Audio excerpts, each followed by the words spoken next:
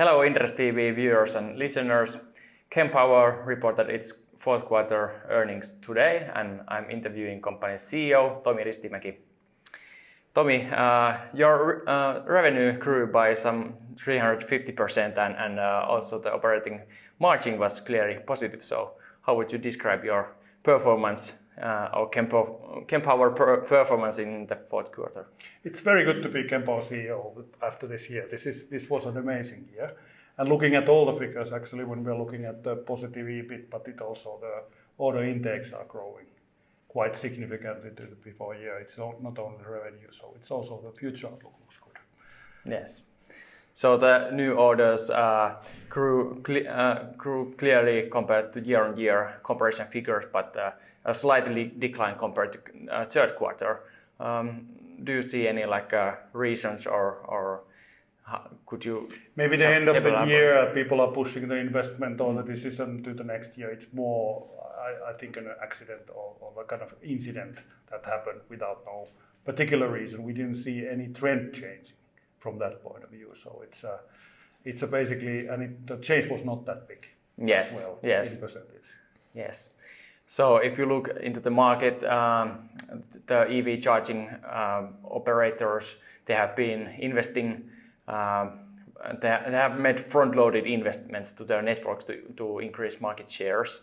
Mm-hmm. Do you see any signs of cool downs in any specific customer group or do you see any cyclicality there? It is kind of infrastructure game and it needs longer trend to actually have an apply. So I think the land grabbing of the CPOs, how they themselves actually describe it as well, that they are wanting to have the sites.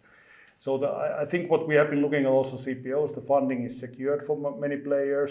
Then you have CPOs who have very strong financial background. Some might be owned by energy companies. And there the investments are continuing as we see. And this kind of a long-term trend. And basically that the market is behind in the amount of DC chargers. So we have kind of like a DC charger debt that people are paying, that they have to grow fast to the networks because you haven't been able to. It's not only a charger delivery, it might be also electrical connections.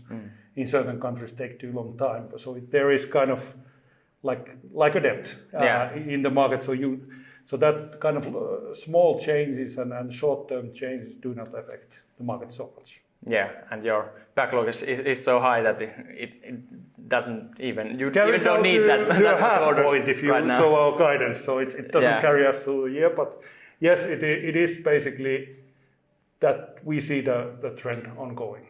Yes. Okay, you mentioned that trucks are increasingly important segment for you. Could you give us some more color on this specific segment? Electric trucks are finally here. I've been working with e-mobility since 2011-12, and I was actually starting to sell to trucks and buses and heavy vehicles from the start, and now they are finally here. So I think the market has been, from the logistic operators' point of view, they have been waiting for the electric trucks.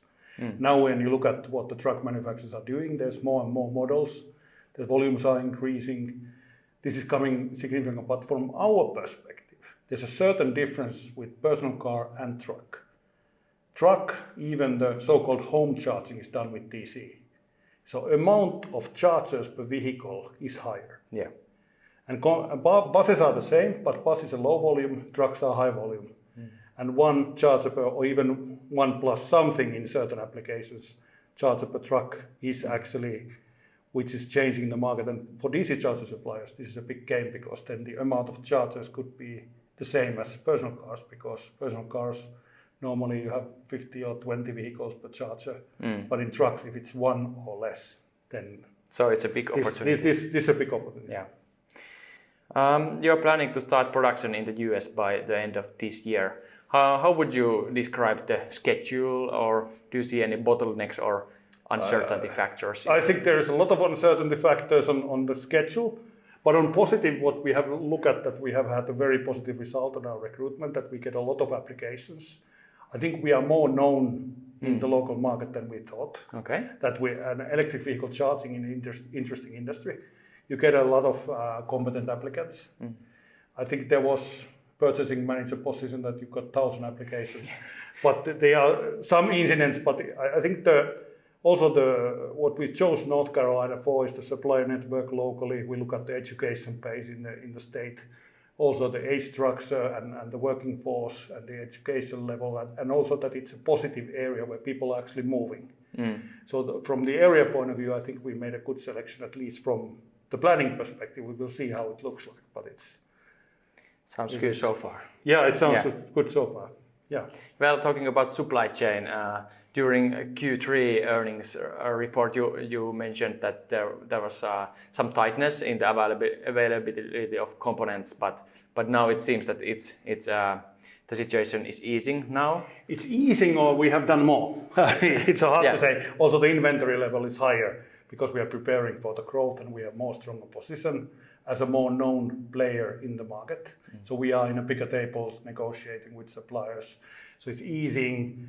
I think it will still continue in electronic components, the uncertainty times that you don't know what is happening completely, you might have shortages. But in general, for our kind of growth, and who is dependent a lot on the supply chain, there is a lot of work, and of course completely new supply chain in the US side. So I raised that as one of the key points in our strategy as well, that the supply chain, not so much component shortage is there, but the supply chain in general, that we have to get the suppliers growing together with us. But you believe you can manage? Yes, I think the results are showing it. Yeah. I think it's the team we have in place is showing what they can do, and I'm counting on that. Okay, thank you, Tomi. Thank you.